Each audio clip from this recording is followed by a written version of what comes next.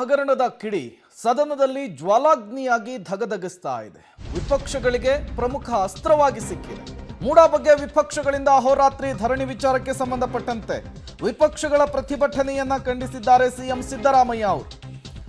ನನ್ನ ಹೆಸರಿಗೆ ಮಸಿ ಬಳಿಲಿಕ್ಕೆ ಹೀಗೆ ಮಾಡ್ತಿದ್ದಾರೆ. 40 ವರ್ಷಗಳಿಂದ ನನ್ನ ಮೇಲೆ ಒಂದೇ ಒಂದು ಕಪ್ಪು ಚುಕ್ಕೆ ಇಲ್ಲ, ಕ್ಲೀನ್ ಹ್ಯಾಂಡ್. ವಿಪಕ್ಷಗಳಿಗೆ ನನ್ನ ಮೇಲೆ ಹೊಟ್ಟೆ ಕಿಚ್ಚು, ಅದಕ್ಕೆ ಹೀಗೆ ಮಾಡ್ತಿದ್ದಾರೆ. ಮೂಡಾ ಸೈಟ್ ಕೊಡಿ ಅಂತೇಳಿ ನಾವು ಹೇಳಿರಲಿಲ್ಲ. ಕಾನೂನಿನ ರೀತಿ ಸೈಟ್ ಹಂಚಿಕೆಯಾಗಿದೆ.